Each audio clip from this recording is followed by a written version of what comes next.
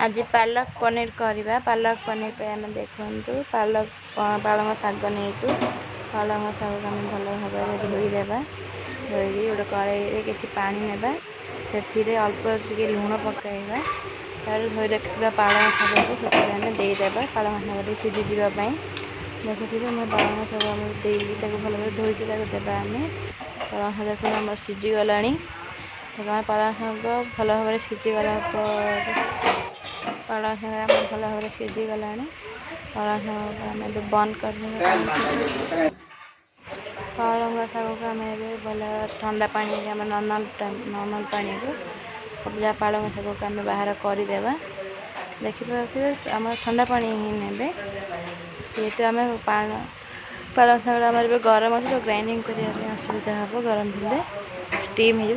ठंडा पानी बाहर करी ठंडा है आम जार को बाहर करवा ग्राइंडिंग करने सुविधा है। देखो आम किसी पनीर नहीं पनीर को आम भल भाई कर आम छोट छोट किप्स टाइप देखिए आम छोट छोट टाइप किप्स काटे भल भल पनीर टी ने भल कड़े बसैबा तापर आम तेल पकईबा तेल तातीगला जीरा मंडी पकईदेवा जीरा मंडी अल्प टे भाजीदेवा जीरा टे भाजी होगला मुझे दुईटा पिज बड़ बड़ साइज पिज नहीं आम पिज टे भाजीदेवा पिज आम देखो तेल भल भाव मिसीगला पिज को आम ब्राउन कलर है भाजवा गोल्डन फ्राए करदेवा देखते आम पिज मैंने गोल्डन फ्राए होगला गोटे छोट टमाटो नहीं टमाटो दुईटा नहीं गोटे बड़ टमाटो नहीं टमाटो को भल भाजीदेवा अदा रसुण पेस्ट नहीं अदा रसुण पेस्ट भाजीदेवा स्वाद अनुसार लुण पकईदेवा से अल्प हलदी गुंड पकईवा एकदम अल्प टे काश्मीरी चिली पकईवा काश्मीरी चिली पकड़ा कलर भल बहुत आसता है आप चाहिए लंका गुंड मैंने पकड़े आमर किए राग खाऊनी आम लंका गुंड पकाऊनी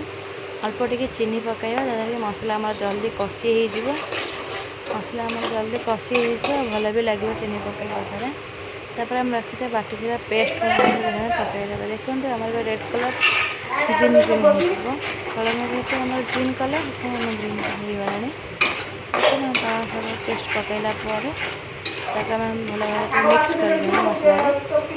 मसला मिक्स कला आम किचन किंग मसला देदेवा किचन मसला को भल भाव मिक्स करदेवा देखो आम शाग भल भाव फुटी आसलानी पालंग शाग पेस्ट आम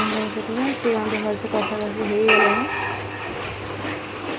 समस्त देखते आम देखिपे बहुत भल भाव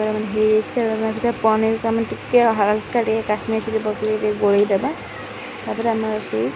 कषा पालंग शाग कषा आम पनीर की मंदिर पकईदेवा पनीर पकईला बेसी बुले बेसी घाटे नहीं जहाँद्वारा कि पनीर गुंड हो पनीर को बेसी घाटे पनीर भांगी अल्प टे घाटे आम लास्ट को मैगी मसला पकईवा आप चाहिए या बदले गरम मसला ऐड करेंगे मैगी मसला पकड़ा तार फ्लेवर भल बहुत भल आसे मैगी मसला यूज कर देखो आम से दिन घर को गेस्ट आसी से बहुत प्रकार आइटम करूँ